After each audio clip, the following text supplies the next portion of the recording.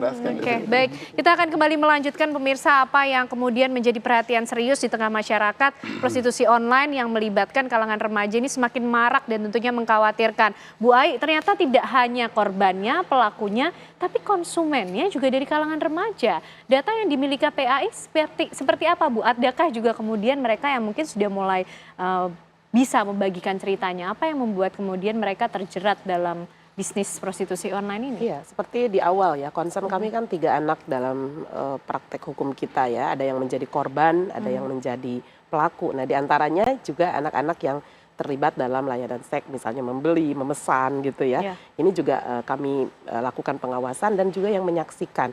Saksi ini kan bisa mendengar gitu ya, bisa jadi temannya orang yang menjadi korban dan lain sebagainya. Nah, dari beberapa yang kami ungkap melalui pendekatan pengawasan dan kita bertemu dengan korban, ini korban dulu saya ingin cerita, bahwa memang situasi ini tidak menjadi faktor tunggal mencari misalnya ekonomi ya. Ada juga sisi lainnya, diantaranya mereka itu sudah misalnya memiliki utang.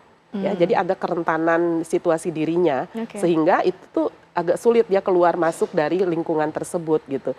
Yang kedua, kalau kita mengenal dalam eksploitasi seks online itu ada yang disebut seksorsion. Adanya tingkat pemerasan oleh seseorang.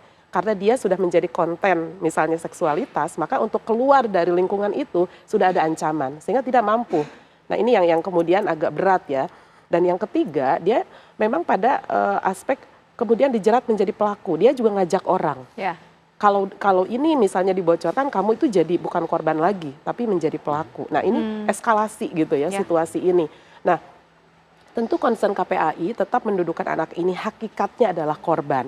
Karena mereka itu selalu luput dari misalnya kasih sayang orang tua, pengasuhan orang tua gitu ya. Kebanyakan seperti itu ya Bu? Kebanyakan seperti itu background awalnya gitu. Sehingga ya memudahkan tadi langkah-langkah eskalatif yang diperoleh anak. Tetapi ada juga diantaranya yang tetap dalam keluarga yang utuh misalnya, tetapi ada situasi ketergantungan anak kemudian hanya bisa bermain melalui gadgetnya tanpa ada pengasuhan yang involving ya, artinya ada sentuhan, kasih sayang secara langsung di dalam pengasuhan yang itu bisa dilakukan secara bersama-sama. Nah, ini yang persoalan-persoalan ini yang kemudian menjadi trigger apakah media sosial ini memang karena tidak bisa diawasi ya, tidak punya badan pengawas yang berkaitan dengan media sosial, perlu ada penataan nih di level pemerintah, mana misalnya platform yang bisa ada di Indonesia dan yang tidak. Karena ada situasi tadi bahwa anak-anak tuh semakin mencintai dunia maya ya karena ada layanan-layanan di dalam sebuah platform yang itu relate dengan kehidupannya gitu ya. Kemudian difasilitasi dengan tanpa sadar oleh orang tua. Nah, tetapi kemudian di dalam platformnya itu sendiri juga ternyata ada situasi yang belum menunjukkan tingkat langkah-langkah keberlanjutan dalam proteksi terhadap para pengguna yang banyak ini. Ada anak, ada orang dewasa tentu. Nah, sesungguhnya pemerintah hari ini sedang melihat ada situasi ini nih yang belum well informed ya dengan perlindungan anak, karena memang harus dibangun sisi proteksinya. Sehingga kalau dalam Undang-Undang ITE yang baru ya nomor 1 2024 itu sesungguhnya sedang mendudukan bahwa seluruh dunia usaha dalam hal ini platform harus memiliki perspektif terhadap perlindungan anak, produknya juga harus menunjukkan perlindungan anak dan berkomitmen pada kalau CSR gitu ya, dan mereka memiliki tanggung jawab sosial juga berkomitmen pada perlindungan anak. Itu tambahan-tambahan pembaharuan dari Undang-Undang ITE saat ini sebetulnya. Nah, Abah itu tadi kan datanya sudah dimiliki oleh KPAI, termasuk apa-apa saja yang membuat anak-anak ini atau kalangan remaja ini terjebak dalam prostitusi online begitu Abah. Pemerintah nampaknya sudah mulai menyadari ya akan hal itu dan mulai merancang aturan mengenai pembatasan usia dalam mengakses media sosial. Kalau Abah melihatnya, ini mungkin untuk diterapkan, efektif pulakah untuk menekan angka keterlibatan kalangan remaja dalam bisnis prostitusi online kah? Satu menteri, 2 wamen dengan ribuan karyawan selama ini ngapain aja? Ya di Kominfo, zamannya Kominfo bahkan. Saya bilang kenapa kayak gitu? Bayangkan semua orang yang meregistrasi ponsel, kita kan harus menginput KTP dan KK. Betul. Ya kan ada umur di sana, ada verifikasi di sana. Jelas kalau kita ngomong KTP berarti ada umur tertentu yang baru boleh menggunakan itu, ya kan?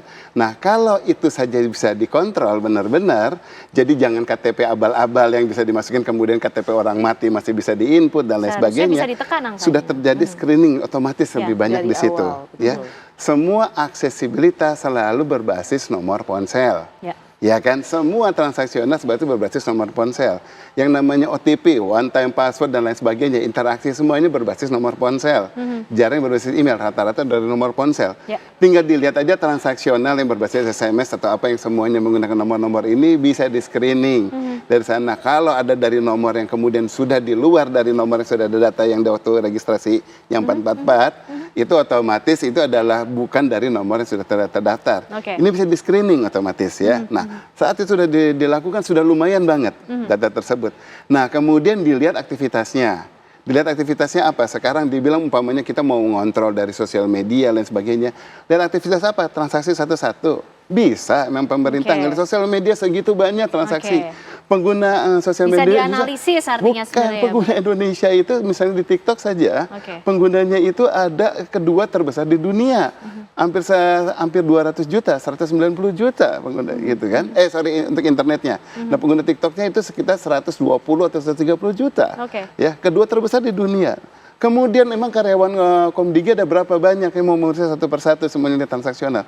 Nggak bisa kan?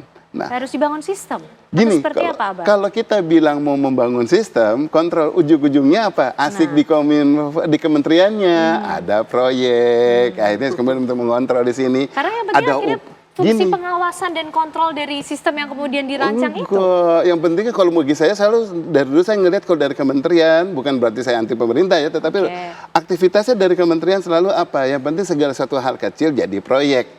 Semuanya kasus di sini jadi proyek. Nanti habis ini lihat akhirnya ada proyek segala untuk mengontrol ini itu. Sementara yang sudah ada saja tidak dimanfaatkan. Oke. Harusnya dimanfaatkan dulu untuk kemudian dilihat apa yang bisa kekurangan dari sana itu yang dikembangkan. Jangan bikin baru yang lama diignore. Oke. Ya itu. Nah kemudian sekarang kita bicara dari transaksional. Kita bilang mau didekati sekarang apa namanya dari penyedia layanan. Ya. Penyedia layanan sudah diterapkan yang namanya PSE, penyediaan sistem elektronika, sudah dibatasi di sana. Kemudian kalau dibilang ada sesuatu hal-hal yang kayak gini langsung umpamanya penggunaan yang di luar batas, anak-anak di bawah umur itu mesti langsung di-cut.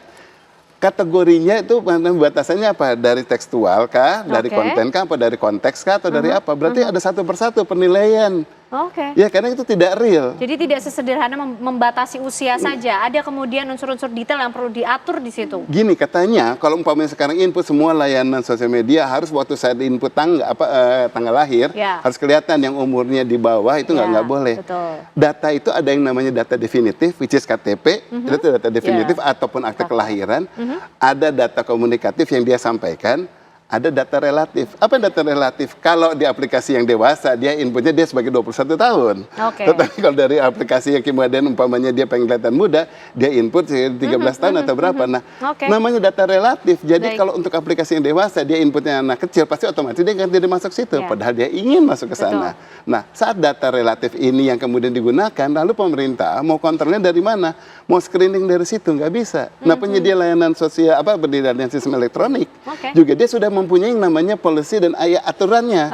Ya kan? Agreement pasti dia klik di situ ya semuanya harus udah dibaca dan pasti itu yakin dia udah dewasa dan dia patut. Nah, kalau dia bilang saya nggak patut tetapi saya klik agree yes selesai. Dia berhak. Baik, Abah. Artinya sebenarnya pemerintah itu sedari dulu sudah bisa melakukan hal ini, tinggal dimaksimalkan kemudian fungsi ataupun juga peran dari yang terkait untuk bisa mengatur tujuannya tentunya untuk menekan angka keterlibatan remaja di prostitusi online, sekaligus juga tidak lepas dari pengawasan orang tua yang dituntut lebih lagi ya Bu Aya. Betul-betul nggak bisa saja, Bu Aya. Pembatasan itu menjadi satu-satunya harapan kita menekan kejahatan di ranah daring. Tetapi dari awal fungsi orang tua mengawasi, memberikan digital parenting ya, dan kemudian menjadi role model itu yang utama dan jangan sampai terlewatkan. Kita sudah tangkap apa yang kemudian menjadi kuncinya. Tentu kita harap pemerintah betul-betul serius mengenangi kasus ini karena tentunya berkaitan dengan masa depan dari anak bangsa. Terima kasih Bu Ai, terima kasih Abah malam hari ini sudah bergabung bersama kami di Apa Kabar Indonesia Malam.